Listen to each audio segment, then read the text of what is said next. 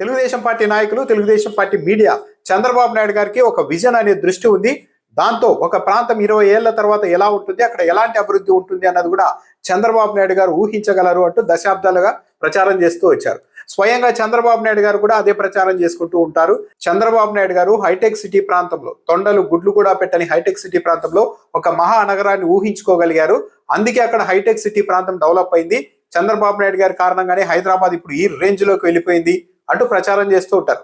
కానీ ఈ ప్రచారం అంతా అవాస్తవం, నాకు అలాంటి దృష్టికోణం లేదు, అలా ముందే చూసి పసిగట్టే విజన్ లేదు అని స్వయంగా పరోక్షంగా చంద్రబాబు నాయుడు గారి అంగీకరించడం అన్నది ఇప్పుడు ఆసక్తికరంగా ఉంది. శనివారం అసెంబ్లీ లాబీలో మీడియా ప్రతినిధులతో చంద్రబాబు నాయుడు గారు చిట్ చాట్ చేశారు. ఈ సందర్భంగా హైదరాబాద్ లో గతంలో ఉన్న పరిస్థితులను వివరించే ప్రయత్నంలో, గతంలో హైదరాబాద్ లో జూబ్లీ హిల్స్ దాటిన తర్వాత మొత్తం అంతా అడవిలాగా ఉండేది. అక్కడ ఇప్పుడు ప్రస్తుతం బాలకృష్ణ నివాసం ఉంటున్న ఇంటిని తొలుత నా కోసమే ఎన్టీఆర్ గారు నిర్మించాలనుకున్నారు.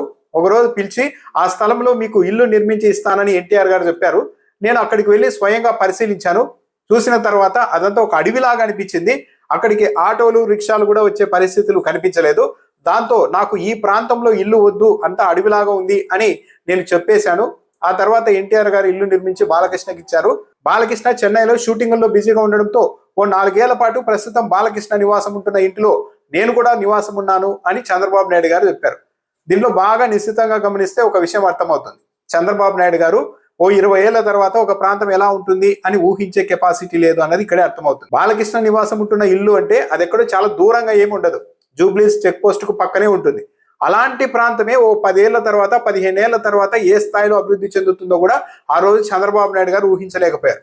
కేవలం ఆటోలు, రిక్షాలు రాలేదు కాబట్టి ఈ ప్రాంతం అంతా వేస్ట్ అని ఆ రోజు తిరస్కరించారు. చంద్రబాబు నాయుడు గారికి నిజంగా విజన్ ఉండి ఉంటే ఈ జూబ్లీస్ లోని ఈ ప్రాంతం కొద్ది కాలంలోనే ఎంతో అభివృద్ధి చెందుతుందని ఊహించి అక్కడ ఇల్లు నిర్మించి ఇస్తానని మామ చెప్పినప్పుడు అల్లుడిగా అంగీకరించి ఉండేవారు. దాన్ని తిరస్కరించారంటే దాని అర్థం ఏంటి?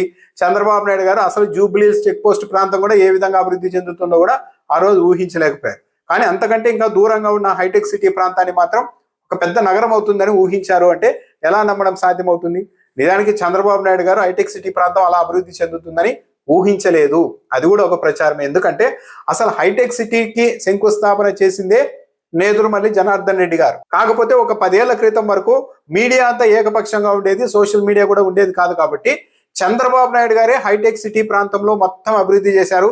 హైటెక్ సిటీ నిర్మాణం అన్నది చంద్రబాబు నాయుడు గారి ఆలోచనే, ఆయనకే తొలుత ఈ ఆలోచన తట్టింది అన్నట్టుగా ప్రచారం నడిచింది మీడియాలో. కానీ ఆ తర్వాత అందరికీ అర్థమైపోయింది, ఫోటోలు కూడా వచ్చేసాయి. హైటెక్ సిటీకి శంకుస్థాపన చేసింది నేదురుమల్లి జనార్దన్ రెడ్డి గారు. సో చంద్రబాబు నాయుడు గారు ఓ 20 ఏళ్ల తర్వాత ఒక ప్రాంతం ఎలా ఉంటుంది, ఎలా అభివృద్ధి చెందుతుంది అని అన్ని ఊహిస్తారు అన్నది పూర్తిగా వాస్తవం కాదు. ఎందుకంటే చంద్రబాబు నాయుడు గారు ఇన్నేళ్ల సుదీర్ఘ రాజకీయ అనుభవం ఉంది. కానీ ఆయనకంటూ ఒక చంద్రబాబు నాయుడు గారు ఇది అని ఒక పథకం పేరో, లేకుంటే ఒక స్కీమ్ పేరో, ఒక ఐడియా పేరో చెప్తే చంద్రబాబు నాయుడు గారు గుర్తొచ్చే పరిస్థితి ఈ రోజుకు కూడా లేదు. ఇతర ప్రభుత్వాలు, పక్క రాష్ట్రాల ప్రభుత్వాలు డిజైన్ చేసిన పథకాన్ని తీసుకొని వచ్చి తన మేనిఫెస్టోలో పెట్టడం, గత ప్రభుత్వాలు ఏదైనా ఒక అద్భుతమైన కార్యక్రమాన్ని ఇంప్లిమెంట్ చేసి ఉంటే అధికారంలోనికి రాగానే పేర్లు మార్చేసుకోవడం, ఏది గ్రామ వార్డు సచివాలయానికి మార్చినట్లు, వైఎస్ఆర్ ఆరోగ్యశ్రీని తెస్తే దాన్ని ఎన్టీఆర్ ఆరోగ్యశ్రీగా మార్చుకున్నట్టు, జగన్మోహన్ రెడ్డి హయాంలో ఇంటింటికి పింఛన్లు 1వ తేదీ ఇంటి దగ్గరికి వెళ్ళి ఇచ్చే ప్రోగ్రామ్ మొదలు పెడితే ఇప్పుడు దాన్ని తానే మొదలు పెట్టానన్నట్టుగా